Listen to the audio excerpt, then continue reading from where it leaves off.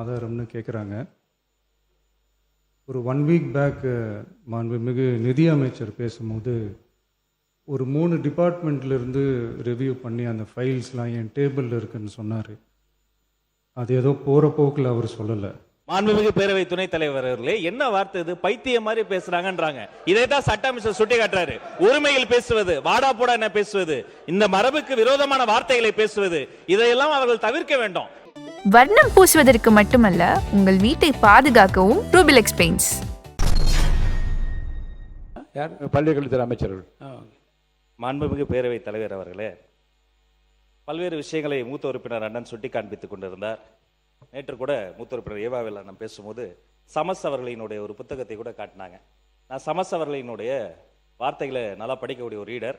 அவர் இன்னொரு ஆர்டிக்கல் எழுதியிருந்தார். ஆர்டிக்கலின் தலைப்பின தெரியுமா? விஜய் 100 ஊழலுக்கு எதிரான ஒரு அடி. என்ன பேசினாலும் ஆதாரம் காட்டுங்கள், ஆதாரம் காட்டல அவர்கள் சொல்கிறார்கள். அமைச்சர் பெருமக்கள் எழுந்து பேசுகிற போதே தவறு நடந்திருக்கலாம் என்று அவரே சொல்கிறார். முதலில் தவறு நடந்திருக்கலாம் என்று ஒப்புக்கொண்டதற்கு ஒரு பணிவான நன்றியை தெரிவித்துக் கொண்டு, ஆதாரங்களை நாங்கள் காட்டும் போதே இப்படி பேசுகிறார்கள். மாண்புமிகு முதலமைச்சர் ஆதாரங்களை வைத்திருக்கிறார், அவர் ஒருவேளை எடுத்து காட்டிவிட்டார் என்று சொன்னால் அவர்கள் நிலைமை நினைத்து பார்த்தேன். கொஞ்சம் கவலையாகத்தான் இருக்கிறது.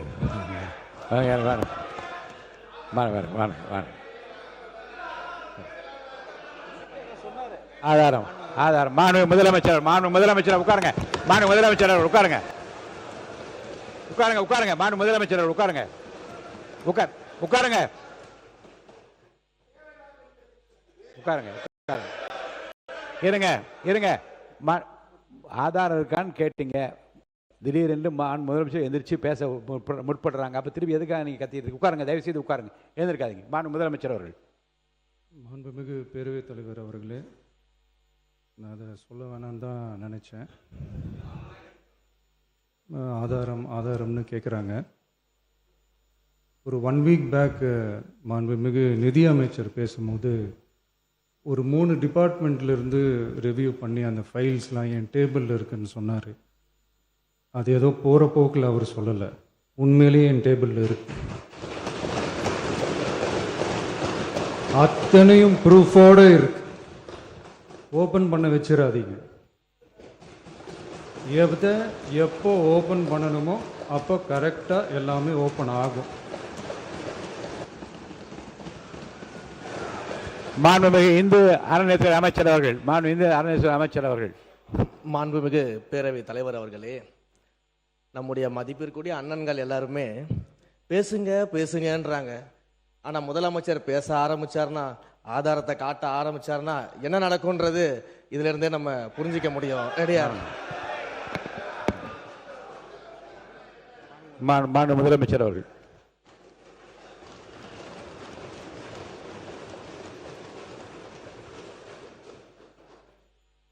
மாண்புமிகு பேரவைத் தலைவர் அவர்களே, மக்கள்கிட்ட எப்போ பேசணும், என்ன பேசணும், எப்படி பேசணும் எல்லாம் பேசிட்டு தான் அன்பாக ஆசையாக எங்கள் எல்லாரையும் கொண்டாந்து இங்கே உட்கார வச்சுருக்குறோம்.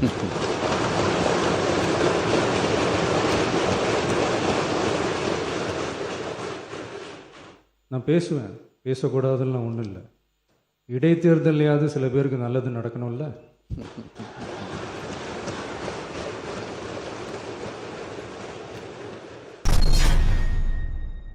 அனைத்து சட்டமன்ற உறுப்பினர்களுக்கும் அரசு சார்பில் வாகனம் வழங்கப்படும் என்பதை மகிழ்ச்சியோடு தெரிவித்துக் கொள்கிறேன். கொடுக்கிற காரை இன்னோவா காராக கொடுத்தால் நன்றாக இருக்கும் என்று பின்னால் இருக்கின்ற உறுப்பினர்கள் சொல்லுகின்றார்கள். அனைவருக்கும் நன்றி. முதல் மாரிமுத்தானெல்லாம் கோச்சிக்கிறாங்க. எல்லாருக்கும் தான், அனைவருக்கும் தான் சொல்லியிருக்காங்க. வாகனம் அனைவருக்கும் தான். முதல் முறை சட்டமன்ற உறுப்பினர். இல்ல இல்ல இல்ல இல்ல அனைவருக்கும் கோபி. மிக்க மகிழ்ச்சி. நன்றி அனைத்து சட்டமன்ற உறுப்பினர்கள். நன்றியை தெரிவித்துக் சிந்து அவர்கள். கொடுத்ததெல்லாம் கொடுத்தார், இவர் யாருக்காக கொடுத்தார்? ஒருத்தருக்காக கொடுத்தார், இல்லை ஊருக்காக கொடுத்தார். ஒருத்தருக்காக கொடுத்தார், இல்லை ஊருக்காக கொடுத்தார். Thank you so much sir. Thank you. அரசியல்வாதி நாங்கள் அல்ல. மக்களுக்கு சேவை செய்வதற்காக வந்திருக்கிறவர் தான் எங்கள் முதல்வர். மூத்த உறுப்பினர் சொன்னார், நீங்களாவது ஒழுங்கா கட்டுங்க, நாங்கள் குறை சொல்லக்கூடாது அப்படின்னாரு. நாங்கள் எது செஞ்சாலும் சரியாக தான் நாங்கள் செய்வோம். நீங்கள் ஐயோ ஐயோலாம் என்னாதீங்க. நீங்கள் நல்லா தெரிஞ்சுங்க, நீங்கள் ஒன்று நல்லா தெரிஞ்சுங்க உறுப்பினர்லாம், நீங்கள் கொஞ்சம் நல்லாவே தெரிஞ்சுங்க. இனி நீங்கள் கனவு கண்டா கூட இனிமேல் பட்டு நீங்கள் ஆட்சிக்கு வர முடியாது என்பதை தெளிவாக சொல்லிக்கிறோம். புரியுதுங்களா? நீங்க இல்ல நீங்க அவர் மாண்பு உறுப்பினர் அவருக்கு என்ன சொன்னாரு, நீங்களாவது குறை சொல்லாத அளவுக்கு கட்டுங்கன்னு சொன்னார். அதை தான் நாங்க சொல்றோம். கண்டிப்பாக நாங்க தரமானதமா தான் கட்டுவோம். அதுக்கு தான் இந்த 5 லட்சம் ரூபாய் இதுங்க கலைக்கு தான் நாங்க போய் பார்த்துட்டு தான் சொல்றேன். உங்களுக்கு சொல்லிட்டேன், நாங்கள் அரசியல்வாதி அல்ல, நாங்கள் மக்களுக்கு செய்ய வந்திருக்கிறோம். நீங்க அதை புரிஞ்சுக்கிங்க. இத நீங்க சபையில நீங்க பேசும்போது நீங்க அது எப்படி பேசணுன்றதெல்லாம் உங்களுக்கு தெரியும். அப்படி இருக்கும்போது ஒரு மூத்த உறுப்பினர் சொன்னார்ன்றதுக்கோசம் நான் அதை சொல்றோம்.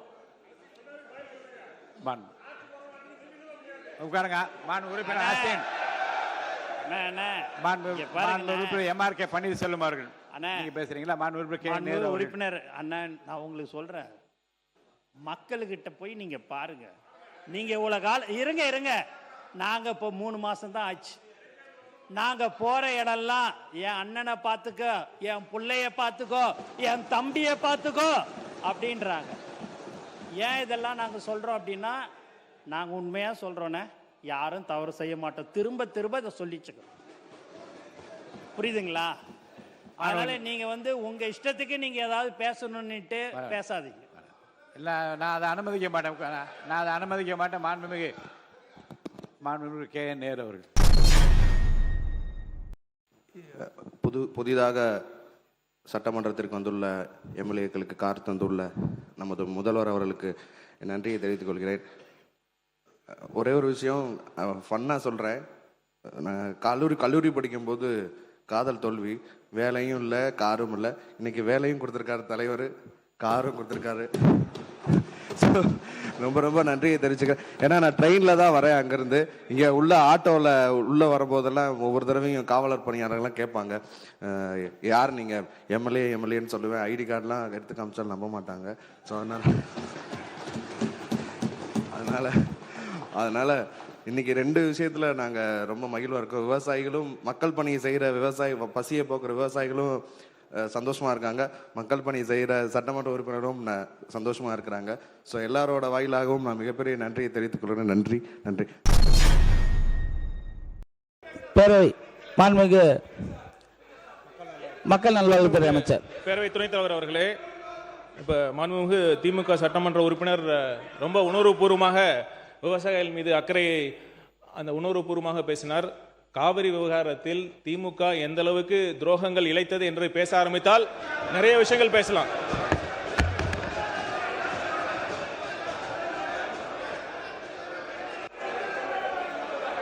இருங்க, யாராவது ஒருத்தர் பேசுங்க.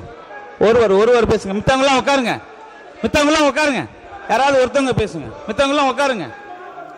சார் அண்ணா, நீங்க பேசுறதுன்னா பேசுங்க, பேசுறவங்க பேசுங்க. இல்ல நீங்க இருங்க, வரேன். நீங்க உட்கார்ந்தா தான் மைக் கொடுப்பேன். உட்காருங்க கூட தம்பி, நீங்க உட்காரு. அதாவது திமுக அரசு செய்த துரோகங்கள் என்பதை முதலிலே அவை குறிப்பிலிருந்து நீக்க வேண்டும். ஒன்று, அவர் நம்முடைய முன்னாள் முதலமைச்சர் எடப்பாடி அவர்கள் சொன்னது போல, கலைஞர் அவர்கள் 1974 ஆரம்பித்து முதல் முதல்வர் கூட சொன்னார், 69 யார் முதலமைச்சராக இருந்தது என்று அன்றைக்கு சொல்லும்போது முதலமைச்சர் சொன்னார். உடனடியாக நாங்கள் அதற்கு பதில் சொல்லவில்லை. ஆனால் இந்த காவிரி நீர் பிரச்சனையே வந்தது 1974 தான்.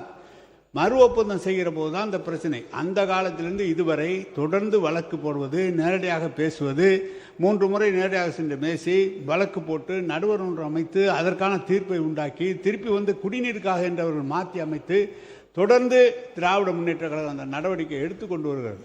உங்களுக்கு தெரியும். நீங்கள் உடனடியாக துரோகம் பண்ணிட்டுலாம் நாங்கள் விவசாயிகிட்ட போக முடியாது. விவசாயி எந்த கட்சியும் காவிரி நீர் பிரச்சனையிலே தவறு செய்ய முடியாது. அவரவரால் முடிந்த அளவு அந்த நிகழ்ச்சியை எடுத்து கொண்டிருக்கிறோம். நம்முடைய ஆஃபீஸர் அவர் இன்றைக்கு அமைச்சராக வந்திருக்கார், ஐஆர் ஆஃபீஸர். அவர் அன்றைக்கு பேசும்போது சொன்னார், நான் கீழ் மின்சாரத்துறை அமைச்சர் இருங்க, நான் சொல்லிட்டுல அதுக்கப்புறம் சொல்லணும். ஏங்க தம்பி கொஞ்சம் இருங்க அமைச்சர். அவர் நாங்கள் சொல்லிடுறோங்க, நாங்களும் அங்கே இருந்தாங்க. ஆனால் பேசுறதை கேட்டுட்டு தாங்க பேசுவோம். ஏன் துடிக்கிறீங்க? எல்லாம் வயசு கம்மி, நல்லா துடிக்கிறீங்க நீங்கள். அதனால் யாரும் எந்த துரோகமும் யாரும் இழைக்க முடியாது. ஒவ்வொரு முதலமைச்சரும் அதுக்காக நடவடிக்கை எடுத்திருக்கிறார்கள். எனவே அந்த துரோகம் என்ற வார்த்தையை எடுத்து விட வேண்டும் என்று கேட்டுக்கொள்கிறேன். கண்டிப்பாக அந்த வார்த்தை அவை குறிப்பில் இருந்து நீக்கப்படுகிறது. அமைச்சர் அவர்கள். மாண்புமிகு பேரவை துணைத் தலைவர் அவர்களே, அதாவது பொதுவாக சொன்னது என்னன்னா 71 காலத்திலேருந்து இந்த காவேரி கடந்து வந்த காலத்தை பார்த்துருக்கோம். 70களில் வழக்கு தொடுக்கப்பட்டது. அப்போது இருந்த ஐயா மூப்பனார் அவர்கள் மற்றும் விவசாய சங்கங்கள் எல்லாம் சேர்ந்து வழக்கு தொடுக்கப்பட்டது. அதுக்கப்புறம் அந்த வழக்கு ஏன் வாபஸ் பெறப்பட்டது, யார் சொல்லி வாபஸ் பெற்றார்கள், 74ல் எதற்காக அந்த அக்ரிமெண்ட்டை புதுப்பிக்கல, அப்புறம் அப்போ வந்த கச்சத்தீவு, இப்படி நிறைய பேசிட்டே வந்தோம்னா அதை சொல்லி தான் துரோகம் சொல்றாங்க. ஒரு சில வார்த்தைகளை கேட்டாலே இன்னைக்கு எதிர்க்கட்சியினர் உடனே அவை குறிப்பெல்லாம் நீக்க வேண்டிய அவசியம் இல்லை. ஏன்னா என்றால் இப்ப ஊழல்னு சொன்னா வர்றாங்க, நீங்க எல்லாம் ஊழல் செய்யலான்னு சொன்னா தான் மக்களே முன்வரிசைக்கு வர்றாங்க. நீங்க ஊழல் செய்யலான்னு சொன்னா தான் மக்களே எனக்கு முன்வரிசை வருவாங்க. அந்த மாதிரி இருக்கு. இன்னொரு தாழ்மையான வேண்டுகோள், நிறைய பேர் பொதுமக்கள் என்கிட்ட சொன்னதான், அதாவது எதிர்க்கட்சியினர் இந்த மாதிரி பெரிய அளவுல முன்வரிசைக்கு வரப்ப நீங்க பேசுறது மட்டும் தான் தெரியுது லைவ்ல. அவங்க பார்க்க வேண்டிய அவசியம் இருக்கு. அவங்களையும் சேர்த்து காட்டுங்கன்னு சொல்றாங்க. ஒருவேளை அந்த லைவ்ல ஸ்பிளிட் பண்ணி அவங்களையும் சேர்த்து காட்டலாம். ஏன்னா பொதுமக்கள் நிறைய பேர் அவங்க என்ன மாதிரி, ஏன்னா வெளியில பண்ற இதுகள் வேற, பட் உள்ளே அவர்கள் முன்வரிசைக்கு வர்றதையும் பொதுமக்கள் பார்க்கணும்னு ஆசைப்படுறாங்க. ஏன்னா சட்டசபையில் எவ்வளவு தூரம் அநாகரிகமா நடந்துக்கிறாங்களோ அதையும் பார்க்கணும்னு ஆசைப்படுறாங்க. அதற்கும் சேர்த்து நீங்க லைவ்ல அவங்களையும் சேர்த்து காட்டணும்னு ஆசைப்படுறோம். எல்லாவற்றையும் நீக்க வேண்டிய அவசியம். சட்டசபையில மாண்பை வாய்ப்பு தரோம், நடுவுல கத்துறது, நடுவுல பேசி முடிச்சுக்கிட்டோம். முதல்வர் பேசுறப்ப குறுக்கிடுறது, இதெல்லாம் தேவையில்லாத விஷயங்கள். எது குறித்து பேசுவோம் அது பேசுவோம். எல்லாவற்றையும் நீக்க வேண்டிய அவசியம் இல்லை. அதை ஆய்வுக்கு எடுத்துக்கலாம். இதுல ஊழலோ துரோகமோ இதெல்லாம் வந்ததுதான். யாரும் இல்லாததெல்லாம் சொல்லல. இது காலகாலமா பேசிட்டு வந்த விவாதங்கள் தான். அதை உடனே நீக்க வேண்டாம், ஆய்வுக்கு எடுத்துக்கிட்டு நீக்கலாம். நன்றி. மாண்புமிகு அவை முன்னவர் அவர்கள், உங்களுக்கு வாய்ப்பு தரேன், உட்காருங்க, வாய்ப்பு வரும், உட்காருங்க. மாண்பு பேரவை துணைத் தலைவர் அவர்களே,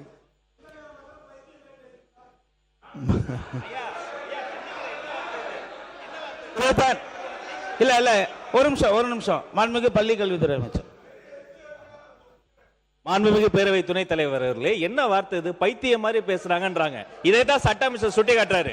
உரிமையில் பேசுவது, வாடா போடா என்ன பேசுவது, இந்த மரபுக்கு விரோதமான வார்த்தைகளை பேசுவது, இதையெல்லாம் அவர்கள் தவிர்க்க வேண்டும். இந்த சைடு கண்ட்ரோல் பண்றதுக்கு வெற்றி தலைவர்களுடைய ஒரே ஒரு கடைக்கன் பார்வை போதும். ஆனா எல்லாரும் கேட்டுக்கொள்ளுங்க, நேரலை கொடுத்துக்கிட்டு இருக்கோம். என்ன வார்த்தை அது? சபைக்கு இல்ல இதை ஏற்றுக்கொள்ள முடியாது, தவறான வார்த்தை. இப்ப அடிக்கிறதுக்கு பாஞ்சு வராரு, கையை வாங்கிட்டு வராரு. இவர் மீது நீங்க தகுந்த நடவடிக்கை எடுக்கணும் என்பதை நான் கேட்டுக்கொள்கிறேன். உட்காருங்க. அண்ணா ஒரு நிமிஷம். இந்த சம்பவத்தை பத்தி ஆய்வு பண்ணி பேரவை தலைவர் வந்ததுக்கு அப்புறம் தகுந்த பேரவை விதிகளுக்கு உட்பட்டு என்ன நடவடிக்கை எடுக்குமோ அதை எடுப்பார். நீங்க பேசுங்க. ஒரே ஒரு நிமிஷம். மாண்புமிகு அமைச்சர் நிர்மல்குமார் எதை பேசினாலும் சபையை கிளப்பி விட்டுறீங்க. அவர் நான் அமைச்சர் இன்றைக்கு மாண்புமிகு அமைச்சர் ஆனந்த் அவர்கள் இருக்கிறார்கள். அவர்கள் பேசுவதோ அல்லது அதிகாரியோ நம்முடைய இருங்க, நான் சொல்லிடுறேன். நான் சொன்னவர் ஒரு நிமிஷம். நான் சொன்னவர் உறுப்பினர் வரும்.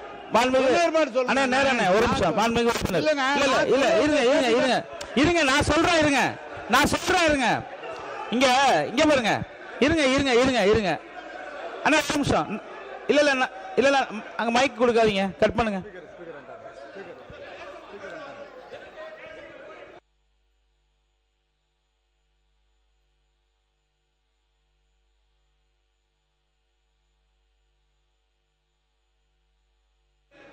உறுப்பினர் கே நேரு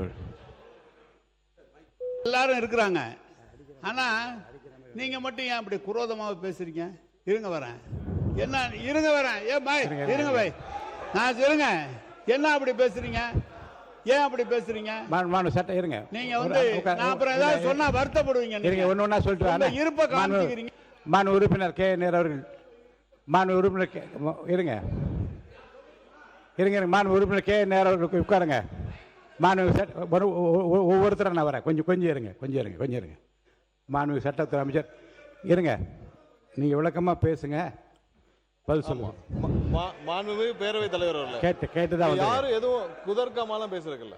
அதாவது ஒரு சில வார்த்தைகள் முதல்வர் பேசும்போது குறுக்கிடுறதும், இல்ல பொதுச் செயலாளர் இல்ல நீர்வள பாசனத்துறை நம்ம அமைச்சர் பேசுறப்ப குறுக்கிடுறதும், அங்கிருந்து தேவையில்லாத கமெண்ட் பாஸ் பண்றோம். இது பொதுமக்களுடைய பொதுவான கோரிக்கை தான். என்னன்னா அவர்கள் வந்து அங்கேயும் பார்க்கணும்னு ஆசைப்படுறாங்க. இது பொதுவான கோரிக்கையை தான் நாங்கள் சொன்னோம் தவிர யாருடைய இங்க வந்து யாரையும் குதர்க்கமாலாம் பேசல. காவேரி விஷயத்துல இதே சபையில பல விவாதங்கள் நடந்திருக்கு. காவேரி விஷயத்துல என்னென்ன கடந்து வந்த பாதை பல விவாதங்கள் நடந்திருக்கு. 2007 வந்தது ஏன் 2013 வரைக்கும் கெசட்ல வெளியிடாம இருந்துச்சு. இது மாதிரி பல விவாதங்கள் நடந்துருச்சு. அதனால உடனே எல்லாரும் வந்து அதை நீக்க வேண்டிய அவசியம் இல்லை, ஆய்வுக்கு எடுத்துக்கலாம். மாண்பு உறுப்பினர் கே நேரு அவர்கள். பேரவைத் தலைவர் அவர்களே, பேரவைத் தலைவர் நடுநிலையாக இருவரையுமே பேச சொல்லி அனுமதித்து வர கருத்துக்களை சொல்கிறார். ஒரு தவறான கருத்து என்றால் நீக்க சொல்கிறார்.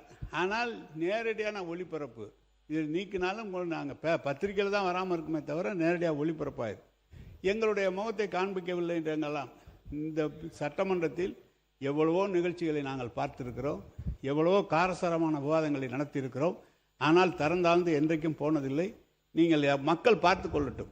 யார் இங்கேயும் காமிங்க அங்கேயும் காமிங்க, மக்கள் தீர்ப்பு சொன்னால் நாங்கள் ஏற்றுக்கிறோம். ஆனால் அமைச்சர் நீங்கள் வந்து தயவுசெய்து சொல்கிறேன், நீங்கள் வந்து ஏதோ அநாகரிகமானலாம் பேசாதீங்க. அதெல்லாம் பேசாதீங்க, அதெல்லாம் சரியாக இருக்காது.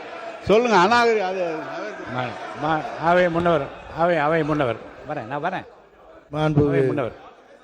மாண்புமிகு பேரவை தலைவர் அவர்களே, அதுபோன்ற வார்த்தைகள் பேசவில்லை என்று அவர் சொல்லியிருக்கிறார். அதே போல் நிறைவாக இருங்க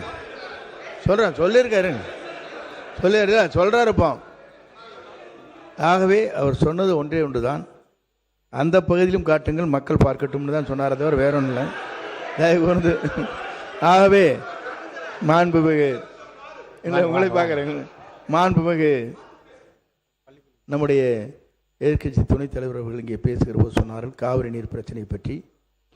காவிரி நீர் பிரச்சனையை பொறுத்தவரையிலும் அரசும் அங்கே இருக்கிற விவசாய சங்கத்தினுடைய தலைவர் அவரும் இருவரும் சேர்ந்துதான் வழக்கு முதலிலே போட்டார்கள். ஆனால் தமிழக அரசு அன்றைக்கு உங்கள் ஆட்சியில் இருக்கின்ற போது அதை வாபஸ் பெற்றீர்கள். அதுக்கு பிறகு புரட்சி தலைவர் சொல்லிடுங்க புரட்சி தலைவி வழக்கு புரட்சி தலைவி அம்மா பொறுப்பேற்றதற்கு பிறகு 89 அம்மா புரட்சி தலைவி தான் சொன்னாங்க. இல்லைங்க சொல்லிடுறேன். அம்மா அவர்கள் பொறுப்பிலே வந்ததற்கு பிறகு அந்த வழக்கை தொடரலாம் என்று அரசின் சார்பாக அல்ல, கட்சியின் சார்பாகவே அந்த வழக்கை தொடர்ந்து அதற்கு பிறகு அரசின் சார்பாக அது சேர்க்கப்பட்டிருக்கிறது. ஆகவே அம்மாவை பொறுத்தவரையில் அன்றைக்கு எடுக்கப்பட்டிருக்கிற நடவடிக்கை பேச்சுவார்த்தையின் மூலமாக என்றைக்கும் நிறைவேறாது. ஆனால் வழக்கு மன்றத்தின் மூலமாக அது வெற்றி காண்பேன் என்று சூழலை ஏற்று வெற்றி கண்டவர் நம்முடைய புரட்சித் தலைவர் அம்மா என்பதை நான் இந்த நேரத்தில் தெரிவித்துக் கொள்கிறேன். மாண்புமிகு உறுப்பினர் கே நேரு அவர்கள். இந்த சட்டமன்றத்தில் மாண்பு பேரவைத் தலைவர் அவர்களே, இந்த சட்டமன்றத்தில் ஏன் வழக்கு வாபஸ் பெறப்பட்டது என்பதெல்லாம் பல விளக்கமாக முதலமைச்சர்களே பேசியிருக்கிறார்கள். பிரதமர் ஒரு கூப்பிட்டு இது நான் சமாதானப்படுத்துகிறேன், நீங்கள் இது மாதிரி செய்யுங்கள் என்று சொல்கிற போது பிரதமர் பேச்சை கேட்க வேண்டிய நிலை. அதற்கப்புறம் தான் நீதிமன்றத்துக்கு போனோம். இதெல்லாம் விளக்கம் சொல்லப்பட்டிருக்கிறது. ஏதோ வேண்டுமென்று நாங்கள் எப்படி அந்த காவிரி பகுதியிலே பிறந்து காவிரி பகுதியிலே வளர்ந்து விவசாயிகளாக இருக்கிற நாங்கள் எப்படி காவிரியை விட்டு கொடுப்போம்? விட்டு கொடுப்பதற்கு வாய்ப்பே கிடையாது. எனவே வாபஸ் பெறப்பட்டது இது என்று சொல்வது என்பது மாண்பு பிரதமர் சொல்கிறார். பிரதமர் ஒரு வார்த்தை சொல்கிற போது மாண்பு முதலமைச்சர் எப்படியாவது சுமூகமான ஒரு நிலை ஏற்பட வேண்டும் என்ற எண்ணத்தில் தான் அது செய்யப்பட்டது தவிர அதற்காக நாங்கள் வேண்டுமென்றே செய்யப்பட்டதெல்லாம் என்று இல்லை. மாண்புமிகு அவை முன்னவர்.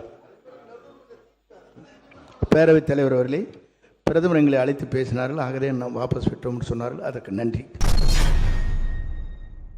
பன்னோக்கு உயர் சிறப்பு மருத்துவமனை அமைக்கப்படும். முதலமைச்சரின் விரிவான மருத்துவ காப்பீட்டுத் திட்டத்தின் இலவச மருத்துவ சிகிச்சைக்கான மருத்துவ காப்பீட்டுத் தொகை ஆண்டொன்றுக்கு தற்போதுள்ள 5 லட்சத்திலிருந்து ரூபாய் 25 லட்சமாக உயர்த்தப்படும்.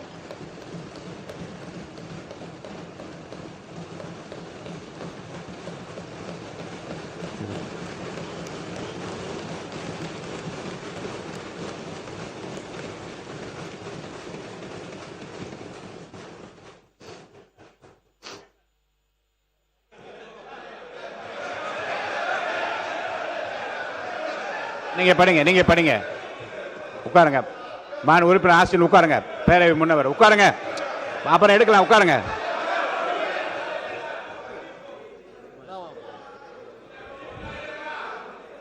நீங்க தொடர்ந்து படிக்கலாங்க. இருங்க. மாண்பு முதலமைச்சர். திருநங்கையர்களுக்கான மருத்துவ மற்றும் அறுவை சிகிச்சை சேவைகள் கூடுதலாக சென்னை ஸ்டான்லி, திருநெல்வேலி, தூத்துக்குடி, செங்கல்பட்டு, திருவாரூர், தருமபுரி மற்றும் கன்னியாகுமரி ஆகிய 7 அரசு மருத்துவக் கல்லூரி மருத்துவமனைகளில் முதலமைச்சரின் விரிவான மருத்துவ காப்பீட்டு திட்டத்தின் கீழ் வழங்கப்படும்.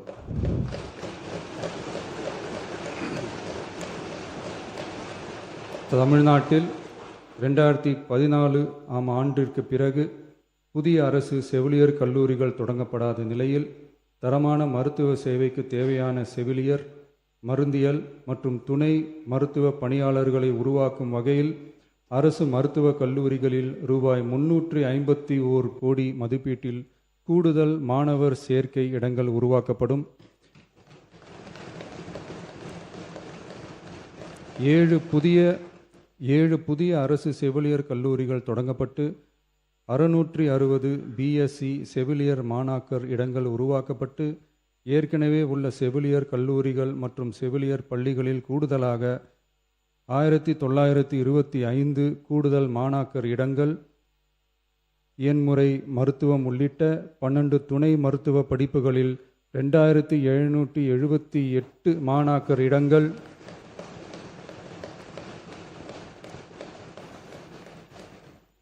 மருந்தியல் படிப்புகளில் 735 கூடுதல் இடங்கள் என மொத்தம் சுமார் 6998 கூடுதல் மாணாக்கர் இடங்கள் உருவாக்கப்படும்.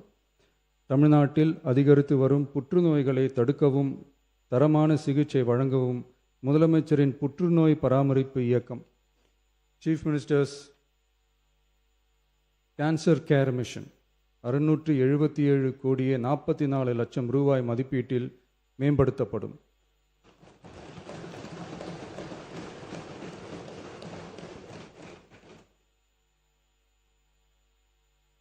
சென்னை ராஜீவ்காந்தி அரசு பொது மருத்துவமனையில் 471 கோடியே 80 லட்சம் ரூபாய் மதிப்பீட்டில் G+14 தளங்களுடன் ஒருங்கிணைந்த புற்றுநோய் சிகிச்சை பிரிவு அமைக்கப்படும். மேலும் 5 மண்டல புற்றுநோய் மையங்கள் regional cancer care centres Thanjavur, Coimbatore, Madurai, Tirunelveli மற்றும் விழுப்புரம் ஆகிய மருத்துவக் கல்லூரி மருத்துவமனைகளில் நிறுவப்படும். முதற்கட்டமாக மதுரை ராஜாஜி மருத்துவமனையில் ரூபாய் 84 கோடியில் G+8 தளங்களுடன் மண்டல புற்றுநோய் மையம் தொடங்கப்படும். ரோபாட்டிக் அறுவை சிகிச்சை லீனியர் ஆக்சிலரேட்டர் லீனாக், கதிர்வீச்சு, நவீன கருவிகள், இலக்கு மற்றும் நோய் எதிர்ப்பு சிகிச்சைகளுக்காக அரசு மருத்துவக் கல்லூரி மருத்துவமனைகளுக்கு 106 கோடியே 17 லட்சம் ரூபாய் வழங்கப்படும். மருத்துவர்களுக்கு பயிற்சியும் நோயாளிகளுக்கு ஊட்டச்சத்து ஆதரவும் 2 கோடியே 77 லட்சம் ரூபாய் அளிக்கப்படும். மேலும் தருமபுரி, விழுப்புரம், திருவண்ணாமலை, பெரம்பலூர் மற்றும் அரியலூர் ஆகிய மாவட்டங்களில் 1.22 லட்சம் பெண்களுக்கு 8 கோடியே 70 லட்சம் ரூபாய் மதிப்பீட்டில் HPV DNA பரிசோதனை மேற்கொள்ளப்படும். மொத்தம் 673 கோடியே 44 லட்சம் ரூபாய் மதிப்பீட்டில் புற்றுநோய் தாக்கத்திலிருந்து மக்களை காக்கும் வகையில் பல்வேறு பணிகள் மேற்கொள்ளப்படும்.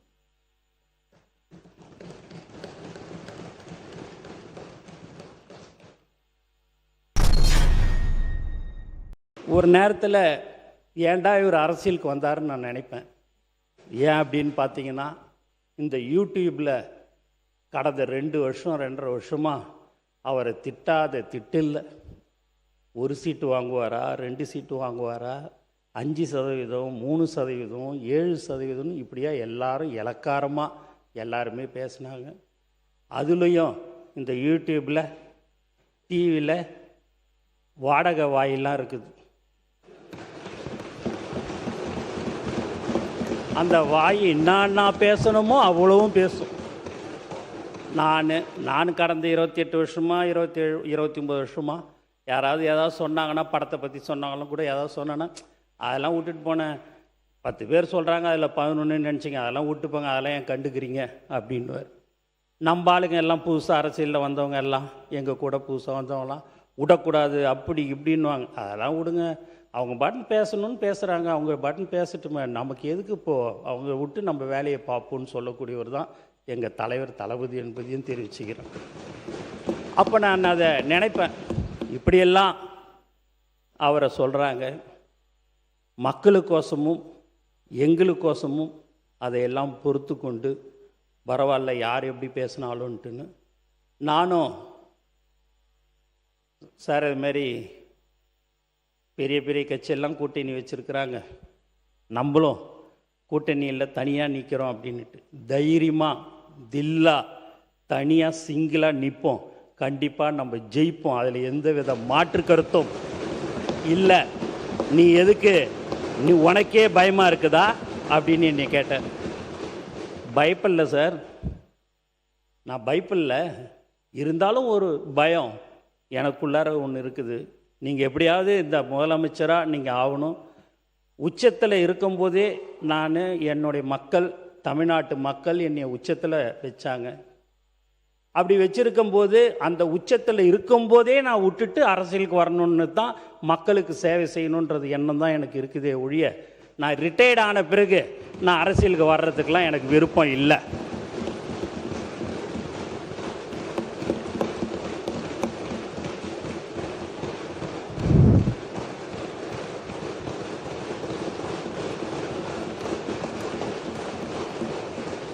அப்படின்னு அதை சொல்லும் போதெல்லாம் நான் சரி சார் அப்படின்னுட்டின்னு சொன்னேன்.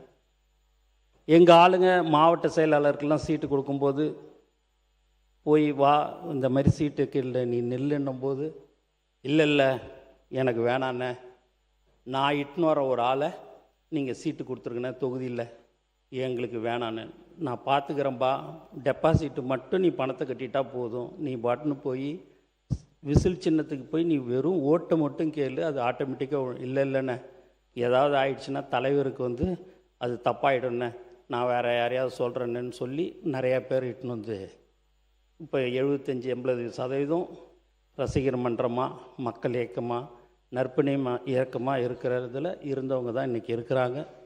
அந்த மீதி 20% எங்களுடைய மாவட்ட செயலாளர்கள் இவங்களுக்கெல்லாம் சீட்டு கொடுங்க அப்படின்னு சொல்லி சொன்னாங்க, கொடுத்தோம். அதுமாரி மாற்றுக் கட்சியிலேருந்து சில பேர் வந்தாங்க. யார் தலைவர் தளபதியை நம்பி வருகிறார்களோ அவரை ஒரு காலமும் கைவிடாமல் அவர்களுக்கு உடனடியாக அந்த எம்எல்ஏ சீட்டு கொடுக்கப்பட்டது. ஏன் இதெல்லாம் சொல்கிறோம் அப்படின்னு பார்த்தீங்கன்னா, உண்மையாகவே ஒரு மனிதனை எப்படியெல்லாம் புண்படுத்தணுமோ, எப்படியெல்லாம் கஷ்டப்படுத்தணும்னு எல்லாருமே நிறைய பேர் அதை செஞ்சிட்டாங்க. சர்க்கார் என்ற ஒரு படத்தில் ஒரு பேனரை கிழிக்காமல் இருந்திருந்தால் இவங்க தான் திருப்பி வந்திருப்பாங்க. அந்த ஒரே ஒரு பேனர் தலைவர் சர்க்கார் பேனரை கிழிச்சதுனால தான் நீங்கள் விட்டுட்டு உக்காந்துட்டீங்க.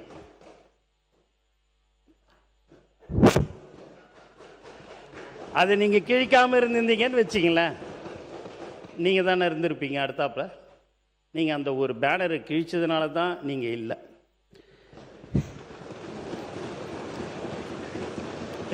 எங்கள் அண்ணன் சிரிக்கிறார் பாருங்க, கரெக்டு தாண்டான்னு நினைக்கிற மாதிரி சிரிக்கிறார்.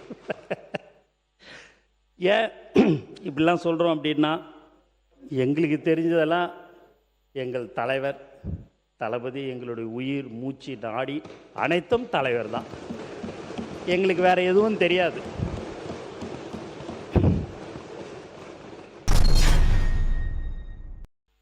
மாண்புமிகு பேரவைத் தலைவர் அவர்களே, கடந்த 12/8/2026 அன்று காட்டுமன்னார்கோவில் சட்டமன்ற தொகுதி உறுப்பினர் திரு ஜோதிமணி அவர்கள் பேசும்போது பல எம்எல்ஏக்களிடம் சொந்தமாக வாகனம் இல்லை என்றும் தொகுதி பணிகளை ஆய்வு செய்யவும் பார்வையிடவும் கடினமாக உள்ளதாகவும் லஞ்சமில்லாத நேர்மையான ஆட்சி அமைய உறுப்பினர்களின் அடிப்படை தேவைகளை அரசு பூர்த்தி செய்ய வேண்டும் என்றும் கோரிக்கை வைத்தார்.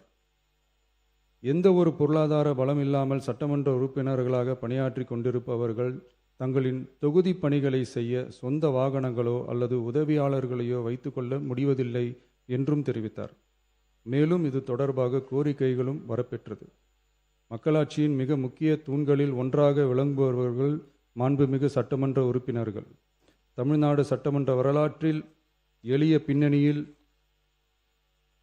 இருந்து பணபலமோ அரசியல் பின்னணியோ இன்றி மக்களின் பேராதரவோடு முதன்முறையாக சட்டமன்றத்திற்கு தேர்வு செய்யப்பட்டுள்ள முதல் தலைமுறை சட்டமன்ற உறுப்பினர்களின் எண்ணிக்கை குறிப்பிடத்தக்க அளவில் உயர்ந்துள்ளது. 29/3/2026 அன்று நடைபெற்ற தமிழக வெற்றிக் கழக வேட்பாளர் அறிமுக கூட்டத்தில் நேர்மையாகவும் வெளிப்படைத்தன்மையுடனும் மக்கள் பணி செய்து ஊழலற்ற லஞ்ச லாவண்யமற்ற நிர்வாகத்தை மேற்கொள்வது என அனைத்து வேட்பாளர்களும் எடுத்துக்கொண்ட உறுதிமொழிக்கு ஏற்ப அதே பாதையில் தேர்ந்தெடுக்கப்பட்ட சட்டமன்ற உறுப்பினர்களும் செயல்பட்டு வருகின்றனர். மக்களுக்கான நிர்வாகம் நேர்மையின் பாதையில் என்ற அடிப்படையில் லஞ்ச லாவண்யமற்ற நேர்மையான மற்றும் வெளிப்படையான நிர்வாகத்தை அடித்தட்டு மக்கள் வரை கொண்டு சேர்க்கும் நோக்கில் தமிழக வெற்றிக் கழக அரசு செயல்பட்டு வருகிறது. தங்களது தொகுதி மக்களின் குறைகளை கேட்டறியவும் அரசு திட்டங்கள் மக்களை சென்றடைவதை கண்காணிக்கவும் தங்களின் தொகுதி முழுவதும் தொடர் பயணங்களை சட்டமன்ற உறுப்பினர்கள் மேற்கொள்ள வேண்டியுள்ளது. பொருளாதார பலம் இல்லாமல் சட்டமன்ற உறுப்பினர்களாக பணியாற்றும் மற்றும் முதலாக சட்டமன்ற உறுப்பினர்களாக தேர்வு செய்யப்பட்ட உறுப்பினர்கள் தங்களது மக்கள் பணியை தோய்வின்றி தொடர்வதற்கும் அவர்கள் தங்களின் தொகுதி பணிகளை திறம்பட மேற்கொள்வதற்கு வசதியாக அனைத்து சட்டமன்ற உறுப்பினர்களுக்கும் அரசு சார்பில் வாகனம் வழங்கப்படும் என்பதை மகிழ்ச்சியோடு தெரிவித்துக் கொள்கிறேன்.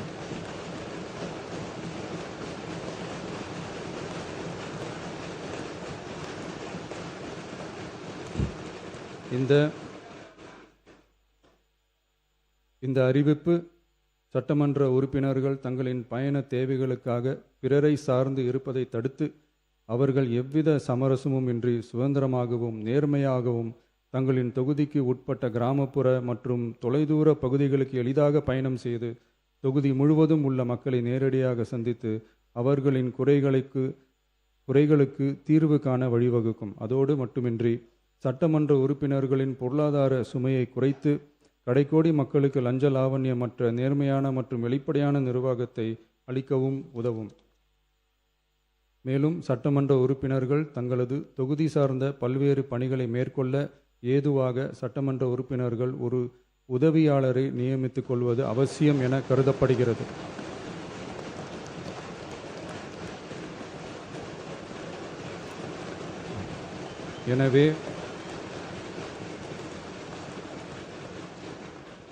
எனவே சட்டமன்ற உறுப்பினர்களுக்கு அரசு வாங்கி வழங்கும் வாகனத்தை பராமரிக்கும் விதமாக வாகனத்திற்கு ஓட்டுநர், எரிபொருள், வாகன பராமரிப்பு உள்ளிட்ட செலவினங்களுக்காக மாதந்தோறும் ரூபாய் 75,000 வாகனப்படியாகவும்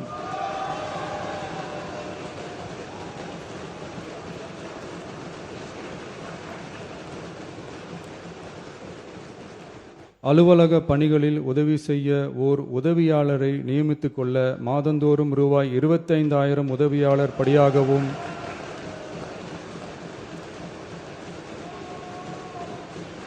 வழங்கப்படும்.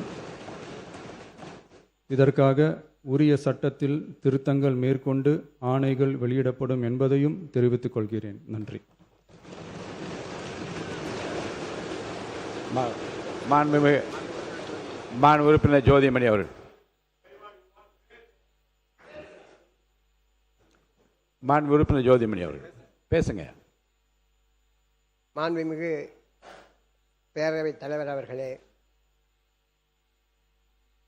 தமிழக முதல்வர் அவர்களே மற்றும் அமைச்சர் பெருமக்களே, எதிர்க்கட்சி தலைவர் அவர்களே மற்றும் சட்டமன்ற உறுப்பினர்களே, உங்கள் அனைவருக்கும் ஐயா தென்னாட்டு அம்பேத்கர் இளைய பெருமாள் நல்லாசியுடன் அண்ணன் தொல் திருமாவளவன் அவர்களின் ஆசீர்வாதத்துடன் என்னுடைய கன்னி பேச்சில் நான் வைத்த கோரிக்கையை ஏற்று அனைத்து சட்டமன்ற உறுப்பினர்கள் என்ற கோரிக்கையின் அடிப்படையில் நான் எனக்காக கேட்கவில்லை, இருந்தாலும் வருகின்ற சட்டமன்றத்தில் இருக்கின்ற அனைத்து உறுப்பினர்களும் இதை பயன்படுவார்கள் என்ற பரந்த மனப்பான்மையோடு நான் கேட்டதை நிறைவேற்றி தந்த ஐயா முதல்வர் அவர்களுக்கும் பேரவை தலைவர் அவர்களுக்கும் மற்றும் உறுப்பினர்களுக்கும் என் மனமார்ந்த நன்றியை தெரிவித்துக் கொள்கிறேன். நன்றி, வணக்கம். மாண்புமிகு உறுப்பினர் திருமதி தாரகை பட் அவர்கள். மாண்புமிகு பேரவைத் தலைவர் அவர்களே, உண்மையிலேயே புல்லரிக்கக்கூடிய ஒரு விஷயமாக மனதிற்கு ஒரு என்ன சொல்றது, இன்னைக்கு நிறைய பேர் வந்து ஃபர்ஸ்ட் டைமாக எம்எல்ஏ வந்திருக்காங்க, பொருளாதாரம் பின்பலம் இல்லாத ஒரு இடத்துல இருந்து வந்திருக்கிறாங்க.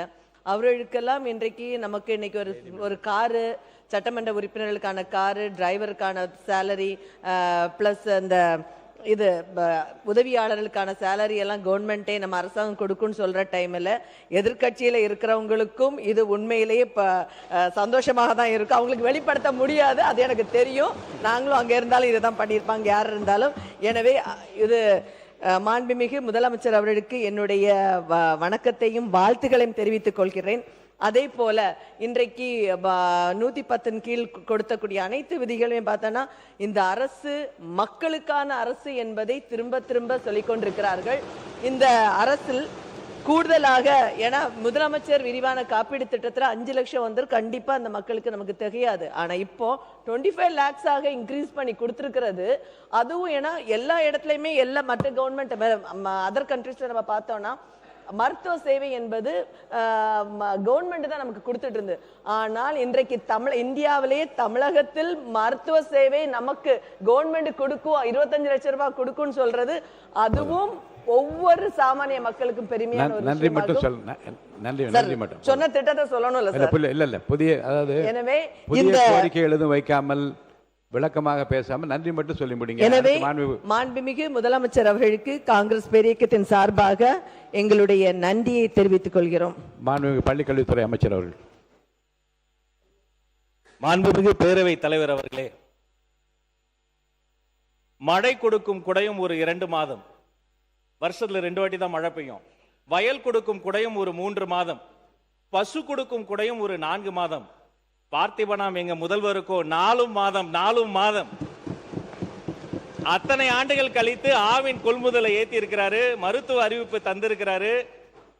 எதிர்கட்சி எம்எல்ஏக்களுக்கும் ஒரு காரும் உதவியாளரும் தந்திருக்கிறார் என்று சொன்னால் அவரை இருகரம் கூப்பி வணங்குகிறோம். இது எம்எல்ஏக்களுக்கு மட்டும் இல்ல, மறைமுகமா எத்தனை பேருக்கு பயன் தரும் பாருங்க. ஓட்டுநர்களுக்கு வேலை, உதவியாளர்களுக்கு வேலை, சுற்றி சுற்றி பம்பரமாய் வேலை செய்வதற்காக ஒரு மிகப்பெரிய வாகனத்தை தந்திருக்கிறார். என்ன தருவார், எதை தருவார் என்றுவர் எண்ணும் முன்னே பொன்னை தருவார், பொருளை தருவார். போதாது என்றால் தன்னையே தரக்கூடிய தமிழ்நாடு முதல்வருக்கு நன்றி நன்றி நன்றி. வர்ணம் பூசுவதற்கு மட்டுமல்ல, உங்கள் வீட்டை பாதுகாக்கவும் ரூபிலெக்ஸ் பெயிண்ட்ஸ்.